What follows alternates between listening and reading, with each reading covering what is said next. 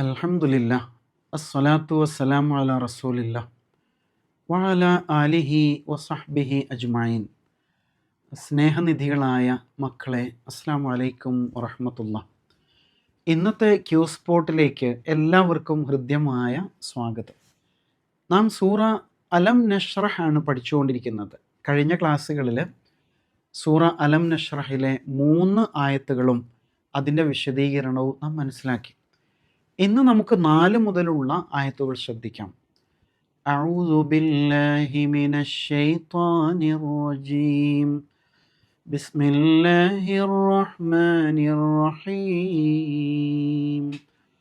വറഫഅനാ ലക ദിക്റക ഫഇന്ന മഅൽ ഉസ്രി യുസ്റാ. ഇന്ന മഅൽ ഉസ്രി യുസ്റാ. കഴിഞ്ഞ ആയത്തുകളിൽ അല്ലാഹു തആല 2 കാര്യങ്ങൾ നബി സല്ലല്ലാഹു അലൈഹി വസല്ലമയെ ഓർമ്മപ്പെടുത്തുകയായിരുന്നു. അള്ളാഹു അവിടത്തേക്ക് നൽകിയ അനുഗ്രഹങ്ങളാണ് അവ. ഒന്ന് മനോവിശാലതയാണ്. പിന്നെ അവിടുത്തെ മുതുകിനെ ഞെരിച്ചുകൊണ്ടിരുന്ന ഭാരം അള്ളാഹു ഇറക്കി വെച്ചു എന്നതാണ്. ഇനി 3-ാമത്തെ കാര്യം പറയാൻ പോവാണ്. 4-ാമത്തെ ആയത്തിൽ എന്താണ്? വറഫഅനാ ലക ദിക്റക. റഫഅ ഉയർത്തി എന്നാണ് അർത്ഥം. ഒരു വസ്തു ഇങ്ങനെ എടുത്ത് മുകളിലേക്ക് ഉയർത്തുന്നതിന് റഫഅ എന്ന് പറയാം. റഫഅ യർഫഉ, ഉയർത്തി. ലക, നിനക്ക് നാം ഉയർത്തി. ദിക്റക, ദിക്ർ എന്ന വാക്കിന് എന്തൊക്കെ അർത്ഥം? നമ്മൾ ചൊല്ലുന്ന ദിക്ർ ഉണ്ടല്ലോ, സുബ്ഹാനല്ലാഹ് അൽഹംദുലില്ലാഹ്, അതിന് ദിക്ർ എന്ന് പറയും അല്ലേ? ജപിക്കുക എന്നൊക്കെയുള്ള ആശയത്തിലാവാം. ദക്കറ എന്ന് പറഞ്ഞാൽ പറഞ്ഞു എന്ന് തന്നെ ഒരു അർത്ഥമുണ്ട്. പിന്നെ ഓർക്കുക എന്നർത്ഥമുണ്ട്. ദിക്ർ സ്മരണയാണ്, ഓർമ്മയാണ്. പിന്നെ എന്താണ് ദിക്റിന് അർത്ഥം? പേര്, പ്രശസ്തി എന്നൊക്കെ പറയില്ലേ? ഒരാൾ ഫേമസ് ആവുക എന്ന അർത്ഥത്തിൽ. ഇന്നത്തെ കാലത്ത് നമ്മൾ വൈറൽ എന്ന് പറയും അല്ലേ? ആ സംഗതി വൈറലായി എന്ന് പറയാറുണ്ട്. ആ ആശയത്തിലാണ് ഇവിടെ ഉപയോഗിച്ചിരിക്കുന്നത്. വറഫഅനാ ലക ദിക്റക, നിന്റെ പ്രശസ്തിയെ നാം നിനക്ക് ഉയർത്തിത്തരികയും ചെയ്തില്ലേ. ആ ഇല്ലേ എന്നുള്ള ചോദ്യം ആദ്യത്തെ ആയാണ്, അലം അല്ലേ? അതിനോട് കണക്ട് ചെയ്തിട്ടാണ് ഈ ആയത്തുകളൊക്കെ വരുന്നത്. വറഫഅനാ ലക ദിക്റക, നിന്റെ കീർത്തിയെ, നിന്റെ പ്രശസ്തിയെ നാം നിനക്ക് ഉയർത്തി തന്നില്ലേ എന്ന് അള്ളാഹു ചോദിക്കുകയാണ്. നബി സല്ലല്ലാഹു അലൈഹി വസല്ലം അങ്ങനെ പ്രസിദ്ധനായിരുന്നോ? നബി സല്ലല്ലാഹു അലൈഹി വസല്ലം മക്കയിൽ ജനിച്ച് മക്കയിൽ തന്നെ ജീവിച്ചു കൊണ്ടിരിക്കുമ്പോഴാണ് ഈ ആയത്തുകൾ ഇറങ്ങുന്നത് അല്ലേ? നബി അത്ര അറിയപ്പെട്ട ആളായോ? ഇല്ല, മക്കയിലുള്ളവരെ അറിയുള്ളൂ. പക്ഷെ പിന്നീട് ചില സംഭവങ്ങൾ ഉണ്ടായി. നബി സല്ലല്ലാഹു അലൈഹി വസല്ലം ഇസ്ലാമുമായിട്ട് രംഗത്ത് വന്ന് ഇസ്ലാമിനെ കുറിച്ച് പറഞ്ഞു തുടങ്ങിയല്ലോ. അപ്പോൾ നബിയെ ആളുകൾ അറിയാൻ തുടങ്ങി. പക്ഷെ നബിയെ കൂടുതൽ അറിയാനുണ്ടായ ചില കാരണങ്ങളുണ്ട്. അത് ശരിക്കും ഇസ്ലാമിനെ ഇഷ്ടപ്പെടാത്ത ആൾക്കാരില്ലേ മക്കയിലുള്ള, അവരാണ് ശരിക്കും നബി സല്ലല്ലാഹു അലൈഹി വസല്ലമയെ വൈറലാക്കി മാറ്റിയത്. എങ്ങനെയാണ്? നബി സല്ലല്ലാഹു അലൈഹി വസല്ലം സത്യം വിളിച്ചു പറഞ്ഞു. ആളുകൾ ഇങ്ങനെ ഇസ്ലാമിനെ പഠിച്ചുകൊണ്ടിരിക്കുകയാണ്, ചിലരൊക്കെ ഇസ്ലാം സ്വീകരിച്ചുകൊണ്ടിരിക്കുന്നു. ഇങ്ങനെയൊക്കെ വന്നപ്പോൾ അവർക്ക് പേടിയായി. അങ്ങനെയല്ലേ? സത്യത്തെ ഇഷ്ടപ്പെടാത്ത ആൾക്കാർ ആ സത്യത്തെ ഇല്ലാതാക്കാൻ വേണ്ടിയിട്ട് പല ശ്രമവും നടത്തും. അങ്ങനെ എല്ലാ വർഷവും മക്കയിൽ ഹജ്ജ് നടക്കുന്നുണ്ട്. അന്ന് ഇസ്ലാമികമായ ഹജ്ജല്ല, കാരണം അന്ന് ഇസ്ലാം ഇല്ലല്ലോ അതിൻ്റെ പൂർണ്ണമായ അർത്ഥത്തിൽ. അതേസമയം പാരമ്പര്യമായിട്ട് നടക്കുന്ന ഒരു ഹജ്ജുണ്ട്. അതിൽ പലവിധ അബദ്ധങ്ങൾ സംഭവിക്കുന്നുണ്ട്.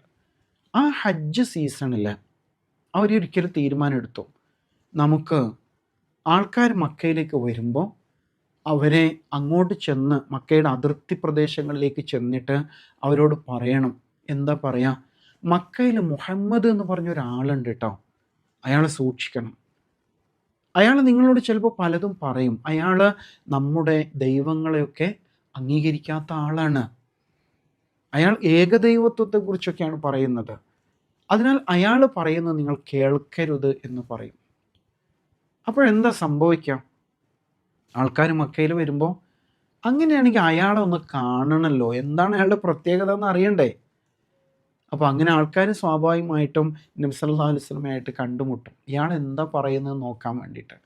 അപ്പോൾ എന്താ പറയുന്നത്, ഈ പ്രപഞ്ചത്തിനൊരു സൃഷ്ടാവുണ്ട്, അവനെ അംഗീകരിച്ച് വഴിപ്പെട്ട് ജീവിക്കണം, സത്യസന്ധരായി ജീവിക്കണം, നാളെ പരലോകമുണ്ട്, അവിടെ സ്വർഗം നേടണം, അതിന് പറഞ്ഞു തരാൻ വേണ്ടിയിട്ട് അയക്കപ്പെട്ട പ്രവാചകനാണ് ഞാൻ എന്നാണ് പറയുന്നത്. അപ്പോൾ ഇതിലെന്താ തെറ്റ്? പറഞ്ഞത് ശരിയല്ലേ? അങ്ങനെ ആളുകൾ നബി സല്ലല്ലാഹു അലൈഹി വസല്ലമയെ കണ്ട് ഇഷ്ടപ്പെട്ടാണ് തിരിച്ച് നാട്ടിലേക്ക് പോവുക. ചിലർ വിശ്വസിക്കും, ചിലർ വീണ്ടും പഠിച്ചുകൊണ്ടിരിക്കും. അങ്ങനെ നാട്ടിലെത്തിയാലോ എന്തൊക്കെയാണ് ഹജ്ജ് വിശേഷങ്ങൾ? നമ്മളിപ്പോൾ ടൂറ് പോയിട്ട് തിരിച്ചെത്തിയാൽ ആൾക്കാർ, വീട്ടുകാരൊക്കെ ചോദിക്കുമല്ലോ എങ്ങനെ ഉണ്ടായിരുന്നു ടൂറ് എന്ന പോലെ ആൾക്കാരോട് ചോദിക്കും ഹജ്ജ് എങ്ങനെ ഉണ്ടായിരുന്നു. അപ്പോൾ അവർ പറയും ഞങ്ങളെ മക്കയിലെത്തിയപ്പോൾ അവിടെ ഒരാളെ കണ്ടു, എന്താ അയാളെ സംസാരം, ആരാലും കേട്ട് നിന്ന് പോകും, സത്യം മാത്രമേ പറയുന്നുള്ളൂ, വല്ലാത്ത ഒരു കരിഷ്മാറ്റിക് ആയിട്ടുള്ള ഒരു പേഴ്സണാലിറ്റിയാണ് എന്നൊക്കെ പറയൂലേ. അപ്പോൾ അടുത്ത വർഷം ഹജ്ജിന് വരാൻ പോകുന്ന ആൾക്കാർ അപ്പോൾ തന്നെ തീരുമാനിക്കും, ഓ മക്കയിൽ പോയാൽ അദ്ദേഹത്തെ ഒന്ന് കാണണം. ഇങ്ങനെ ശരിക്കും നമ്മളിപ്പോൾ പറയാറില്ലേ നെഗറ്റീവ് പ്രോപ്പഗണ്ട എന്ന് പറയും അല്ലേ, തെറ്റായ രൂപത്തിലുള്ള പ്രചരണം നൽകുക, അത് മുഖേന അതിൻ്റെ സത്യാവസ്ഥ സമൂഹം മനസ്സിലാക്കുക. അങ്ങനെയുള്ള സാഹചര്യങ്ങൾ ഉണ്ടാകും. ഇപ്പോൾ ഇസ്ലാമിനെ കുറിച്ച് തന്നെ ആലോചിച്ച് നോക്കൂ.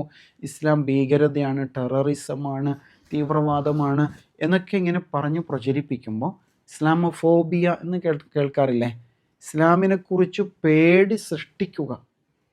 അങ്ങനെ ഉണ്ടാകുമ്പോൾ നല്ല മനുഷ്യന്മാരെന്താ ചെയ്യുക, അങ്ങനെയാണെങ്കിൽ ഇസ്ലാമിനൊന്ന് പഠിക്കണമല്ലോ, ഇതിനെന്താ കുഴപ്പം, അതൊന്നും അറിയണമല്ലോ എന്ന് തീരുമാനിക്കും.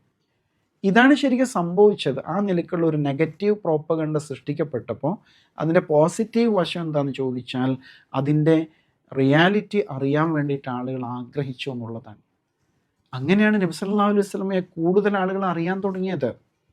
അപ്പോൾ ശരിക്കും ഇസ്ലാമിന് ഇഷ്ടപ്പെടാത്ത ആൾക്കാരാണ് നബി സല്ലല്ലാഹു അലൈഹി വസല്ലമയെ ആദ്യമായിട്ട് ഫേമസ് ആക്കിയത് അല്ലെങ്കിൽ വൈറലാക്കിയത് എന്ന് പറയാൻ സാധിക്കും അല്ലേ.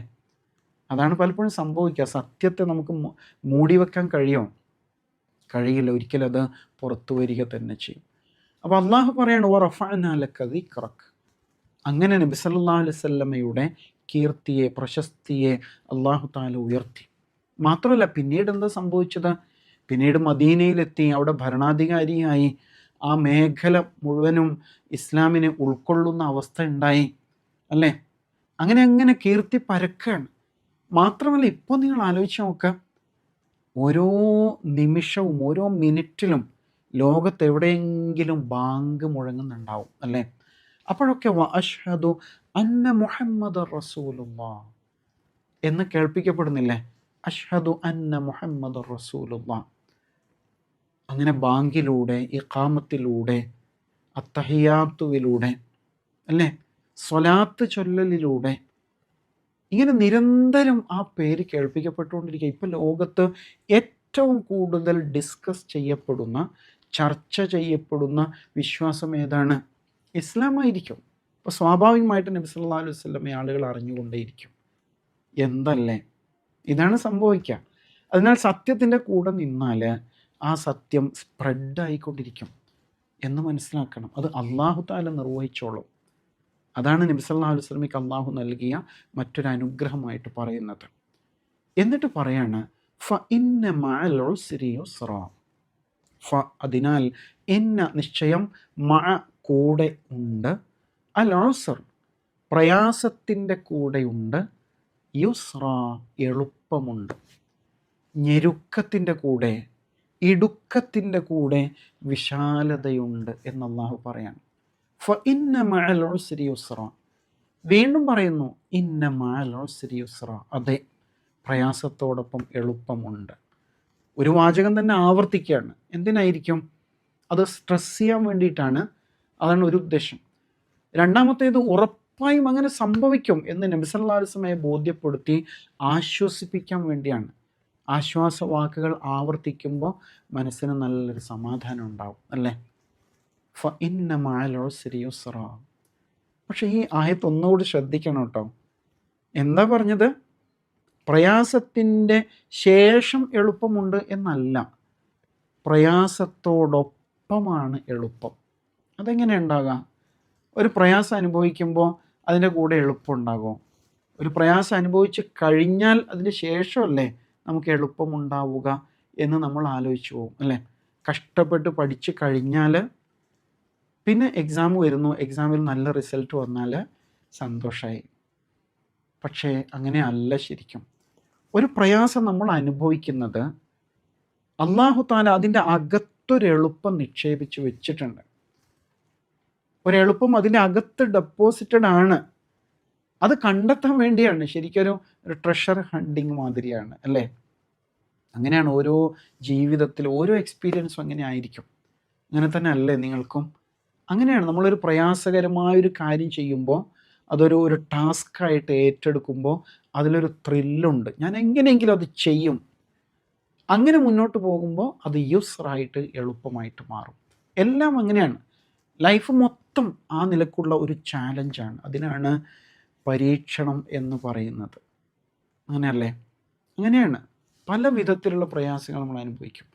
ആ പ്രയാസത്തിൻ്റെ അകത്ത് എളുപ്പം ഒളിഞ്ഞിരിക്കുന്നുണ്ടാകും എന്നതാണ്. അങ്ങനെ മാത്രമാണ് ലോകത്ത് ആരെങ്കിലും എന്തെങ്കിലും നേടിയിട്ടുണ്ടെങ്കിൽ നേടിയെടുത്തത് അങ്ങനെ മാത്രമാണ്.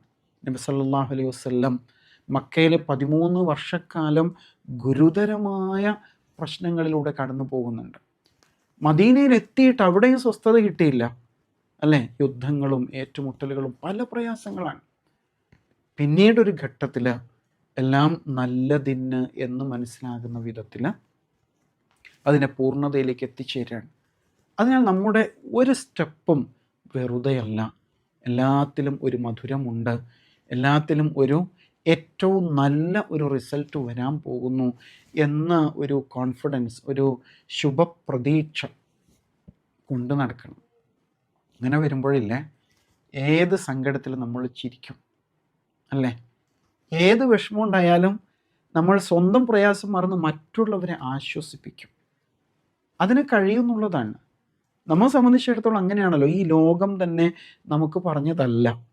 നമ്മൾ സ്വർഗം നേടിയെടുക്കാൻ വേണ്ടിയിട്ട് ഇവിടെ കഴിയാണ്. അങ്ങനെയല്ലേ നമ്മൾ മനസ്സിലാക്കുന്നത്. അപ്പോൾ അതിനാൽ ഈ ലോകത്തു നിന്ന് ഒരാൾ കൈവിട്ട് പോകുമ്പോൾ ഇൻഷാ അല്ലാഹ് നാളെ സ്വർഗത്തിൽ വെച്ച് കാണാം. ഈ നിലക്ക് വലിയ ആത്മവിശ്വാസം നമ്മിൽ ഉണ്ടാക്കിയെടുക്കാൻ ഈ ആയത്തുകൾ നമുക്ക് ഏറ്റവും പ്രയോജനപ്പെടും. ഇന്ന മഅൽ ഉസ്രി യുസ്റ, ഇന്ന മഅൽ ഉസ്രി യുസ്റ. അതിനാൽ പ്രയാസങ്ങൾ വരുമ്പോൾ ആവേശത്തോടു കൂടി അവയെ ഏറ്റുവാങ്ങുക, ഫേസ് ചെയ്യുക. അതൊരു ചാലഞ്ചായിട്ട് ഏറ്റെടുത്ത് അതിനെ മറികടക്കാൻ വേണ്ടിയിട്ട് മനസ്സിനെ പാകപ്പെടുത്തുക.